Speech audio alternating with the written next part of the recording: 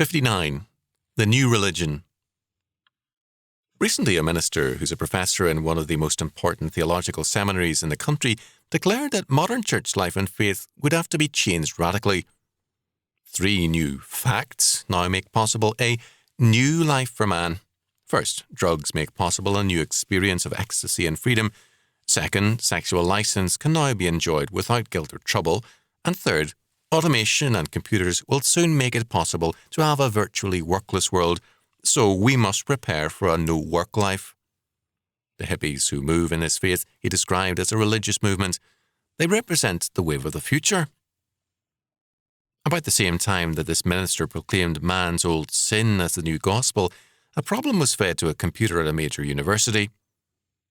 Each New Year's Day, 1.5 million people and up to 300,000 cars pour into Pasadena for the Tournament of Roses parade and the Rose Bowl game.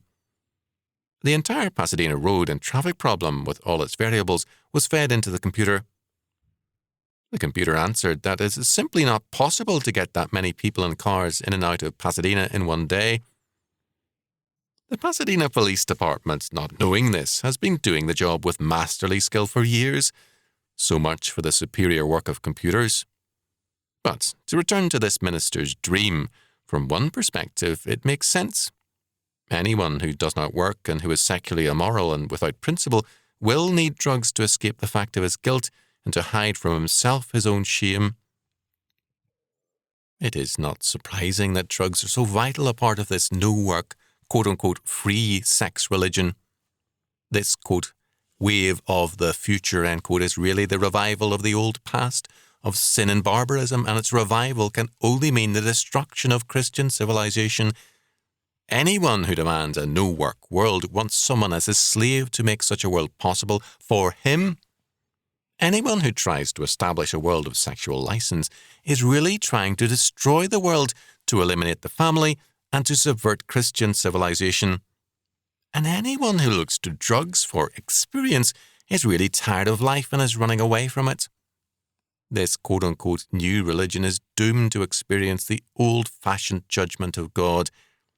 The world is under the government of God, and his government is written into every fibre of man's being, so that man's own being witnesses against himself when he sins. God's government is written in all of history and in all the universe, so that Deborah could sing triumphantly as he celebrated the overthrow of Sisera. Quote, they fought from heaven, the stars in their courses fought against Sisera. Judges 5:20. The quote-unquote new religion is very prominent and powerful today. It has taken our churches and schools, and it speaks arrogantly and with power, but it has no power to comfort men, to give them peace, or to give them new life. It can only take men captive and destroy them spiritually. But concerning these things, our Lord said, quote, if any man have an ear, let him hear. He that leadeth into captivity shall go into captivity. He that killeth with the sword must be killed with the sword.